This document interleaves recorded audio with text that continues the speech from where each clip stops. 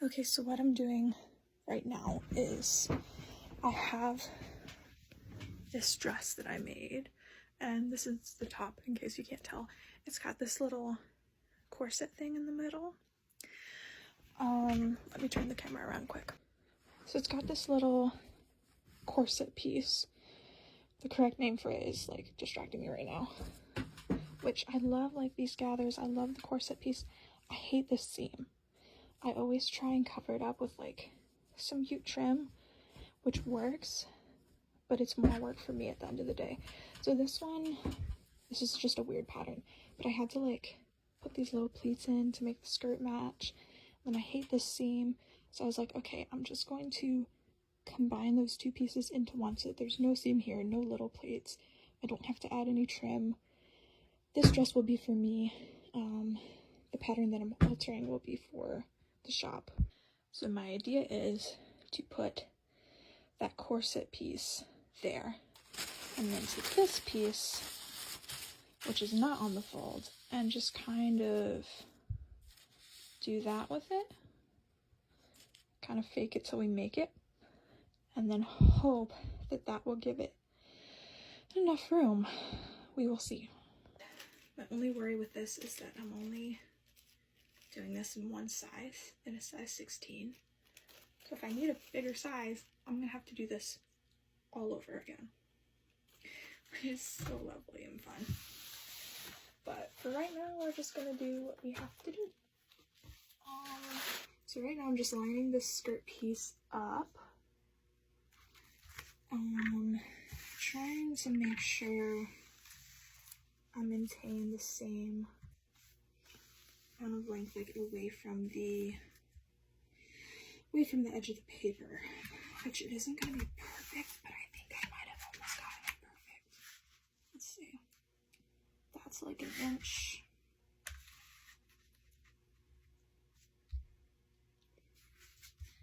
This is when fashion school pays off. Apparently I can just look at a thing and be like, oh yeah, that's an inch, and get it 100% right. Slay queen. Yeah, so like I said before, I'm not too concerned with adding extra width to the skirt as long as it falls right, which I will be making this out of muslin and then draping it on the dress form to make sure everything falls right before I make it out of actual fabric, because we have made mistakes before.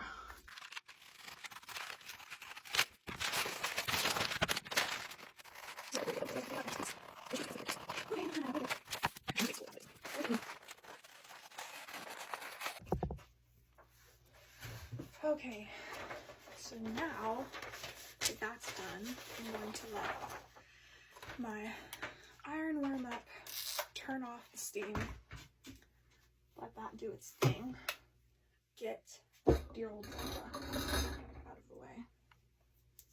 She's a little unstable.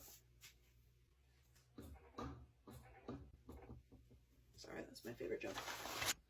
So as you can see, there's like all these messy black lines and stuff. I'm gonna try and do this with one hand. But you just take your iron,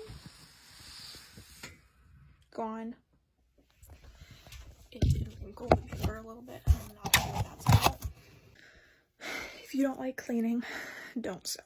Because now that I've made the pattern and gotten this table all messy, I now have to clean it off and put different stuff on it so that I can make the muslin. So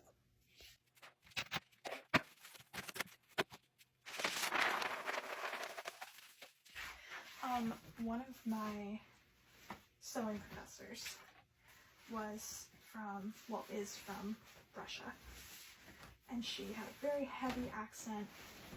She taught my draping class, and whenever she told us to get out our muslin, she would say, get out your muslin.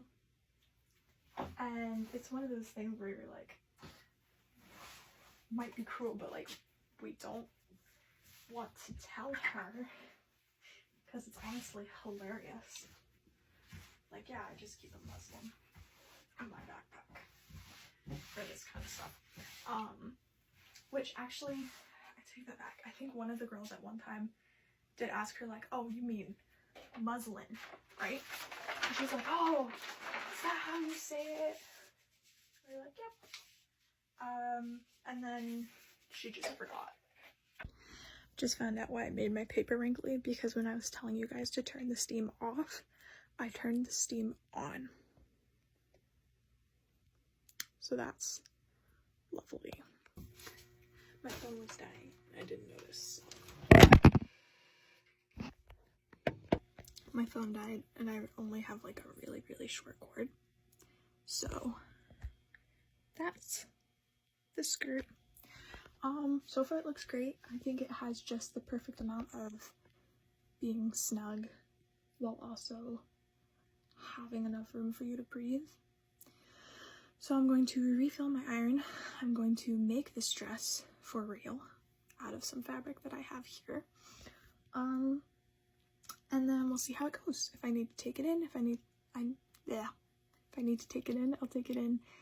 If I need to let it out, I'm kind of screwed. But